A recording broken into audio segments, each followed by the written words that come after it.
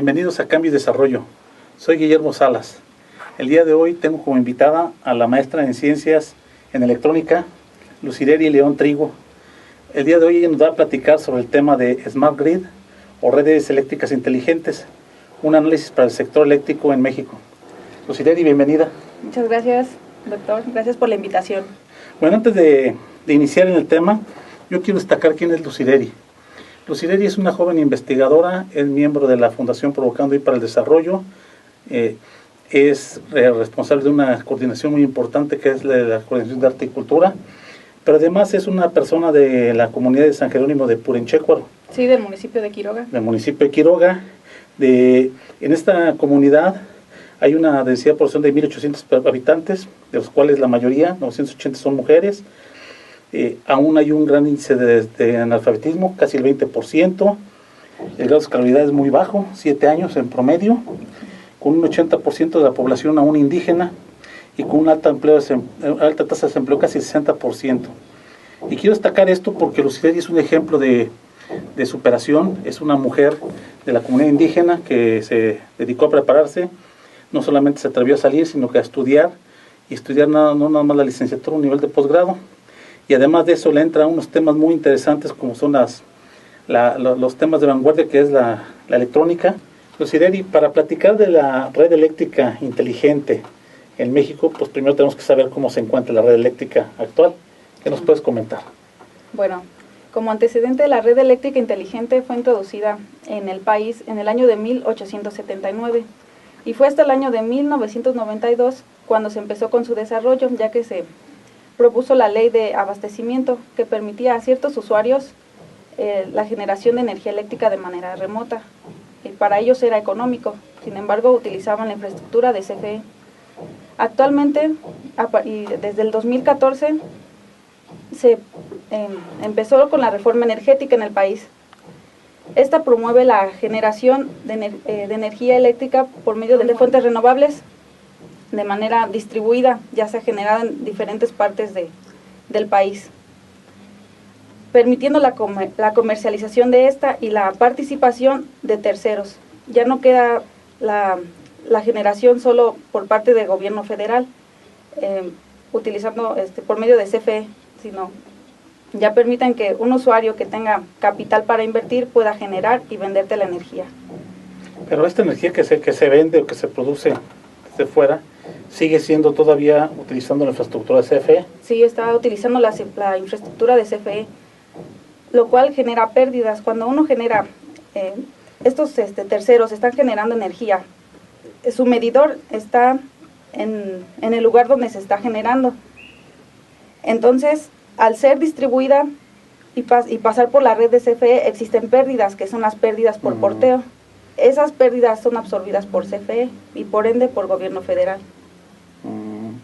Entonces este sistema que tiene CFE no solamente es ineficiente, la pregunta es, ¿suficiente o está ya muy muy obsoleto?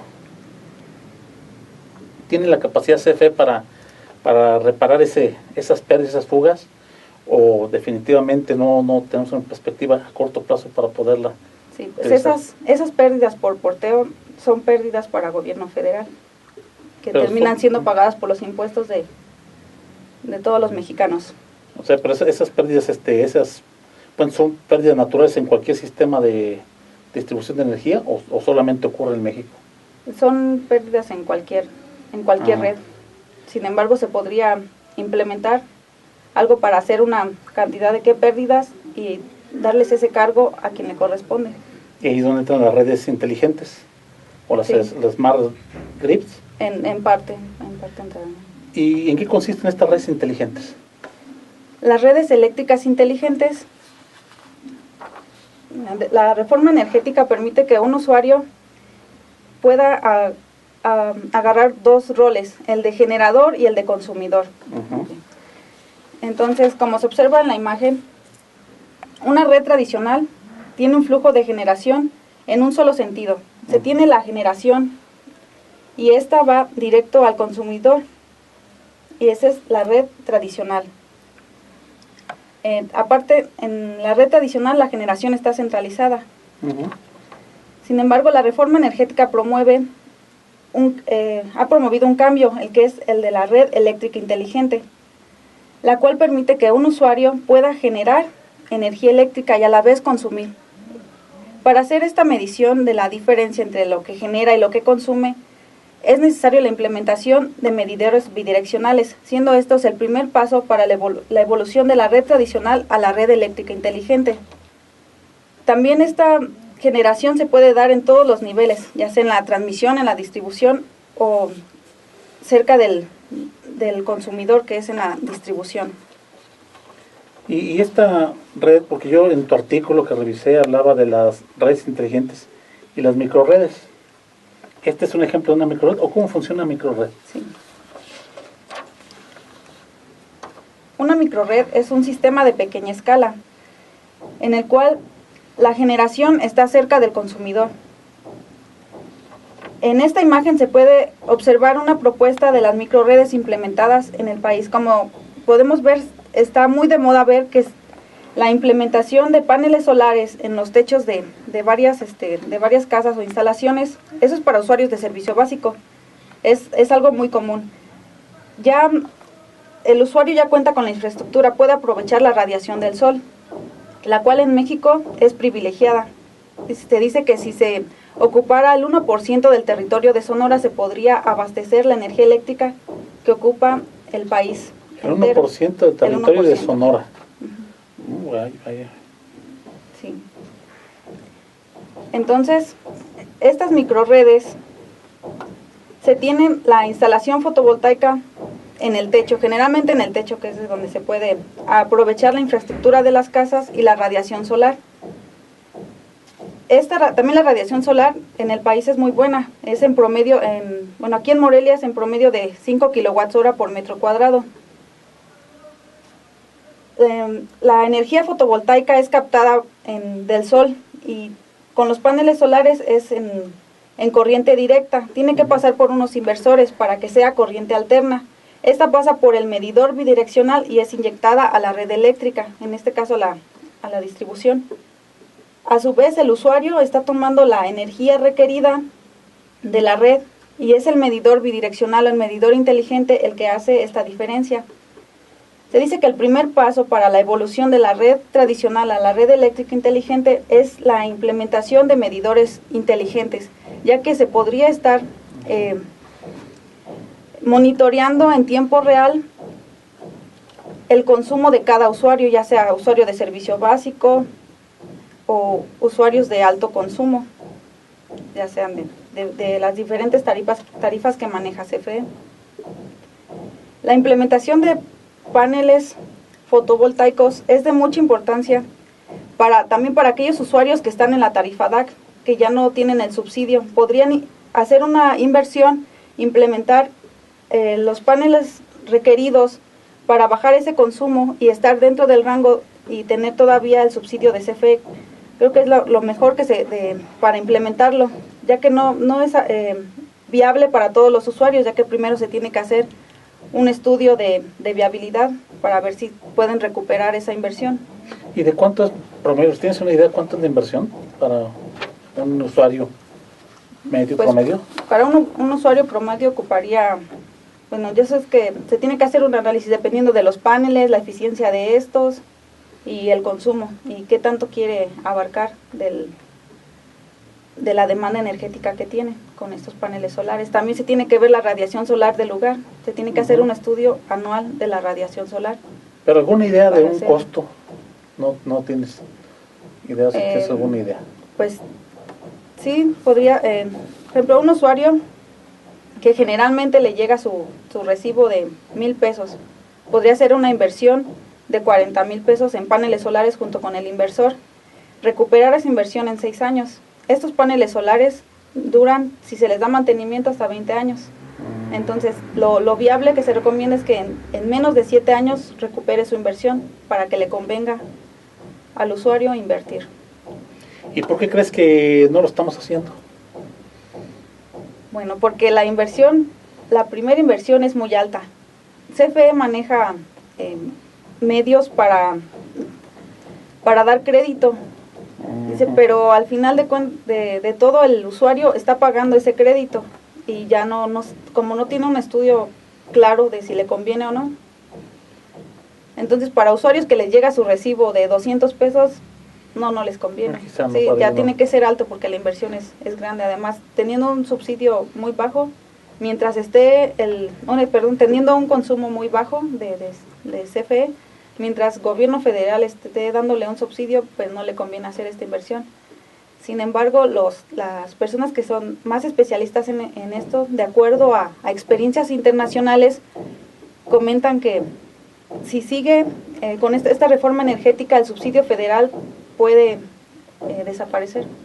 Pero si ahorita la fuga de energía que tenemos con esta red, con la red de CFE, y ese costo de la energía que está fugando lo estamos pagando los usuarios, los impuestos, ¿no sería una buena política, una buena intención, no que fuera un crédito CFE, sino que fuera realmente un subsidio, un apoyo para que la gente invirtiera y tuviéramos menos fugas, menos pérdidas de energía y optimizáramos? Sí, eso sería muy buena inversión, pero sí tendría que hacerse otro tipo de proyectos.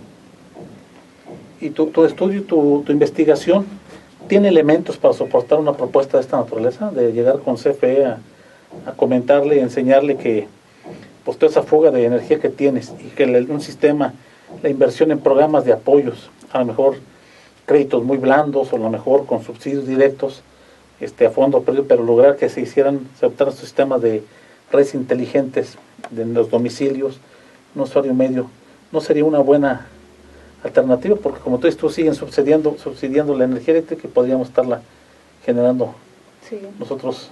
¿Tu estudio da los elementos como para poder llegar a hacer los planteamientos? Sí, el estudio da los elementos. Oye, ¿y cuál sería la alternativa inmediata? Así que tú ves como para decir lo que tú aplicaste de una red inteligente, para que podamos hacerla. Es decir, es muy cara la inversión en estos paneles solares para cubrir toda la energía que uno produce en ese sistema, pero pues ya vemos que en los centros comerciales venden en las lucecitas de jardinería que tienen sus paneles solares, ya están los diferentes dispositivos, también esto de energía eólica, también hay lugares aquí en el país donde se puede aprovechar. Sí, de hecho en energía eólica el país también está privilegiado. Sí. Pues ha sido una charla muy interesante, Lucía. Yo quisiera pedirte que nos digas con qué complementamos esta entrevista. Bueno, yo quiero complementar esta entrevista haciendo una invitación a las personas correspondientes del público que nos están escuchando, de que existen formas de hacer que, por ejemplo, los hospitales, las escuelas, puedan tener su energía eléctrica, que puedan tener baterías. El uso de los paneles solares, estoy haciendo énfasis en los paneles solares, ya que ya se tiene la infraestructura, nada más se pueden poner en los techos, se hace el estudio de la radiación, entonces es algo más, es más viable para los usuarios de servicio básico, para escuelas. Hay escuelas hay lugares en el país en los que todavía no conocen lo que son las computadoras, no tienen ni siquiera televisión, no tienen luz por las noches. Entonces, el uso de los paneles solares les puede llevar electricidad. Si para CFE no es viable económicamente, este puede ser un método. Y el país es el responsable, ya que la energía eléctrica considero que es un derecho para todos. Entonces, la tecnología va de la mano con la energía eléctrica. Lugares en los que la electricidad no llega la tecnología y la ignorancia perdura. No, Lucía, pues te agradezco mucho que nos hayas acompañado el día de hoy en este espacio, en el tema de Smart Grid, o red eléctrica inteligente, un análisis para el sector eléctrico en México. Y pues no quisiera despedirme del programa sin pedirte que le hagas una invitación a las mujeres, sobre todo en las comunidades que pareciera que, como tú dijiste, a veces no les llegan los servicios, no les llega la información, pero pues aquí Lucía es un ejemplo de que las mujeres de las comunidades indígenas, la gente que quiere trabajar, pues logra además contribuir al desarrollo del país. Sí, por favor, nos das invitación a nuestra audiencia de género femenino, por favor. Primero, le quiero invitar a todas las mujeres a que se informen. La barrera de todo es la ignorancia. El conocimiento es el medio para romper todas estas barreras. A veces las adversidades son muchas. Cuando se es mujer, cuando se es indígena, cuando se es madre, pareciera que todo se complica. Y sí es más difícil, pero hay que sacar fuerzas de donde sea y seguir adelante. Todo por el bien de nuestro país y el bien de uno mismo. Entonces pensar siempre que sí se puede, echarle ganas y seguir adelante.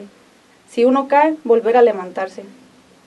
Entonces como mujeres tenemos que echarle ganas, que tenemos que sacar adelante a nuestros hijos, ayudar a nuestros hermanos y también ser ejemplo para otras mujeres. Muchísimas gracias. Pues estuvimos con Lucireli León Trigo, maestra en Ciencias en Electrónica. Les invitamos a que nos sigan en Cambio y Desarrollo.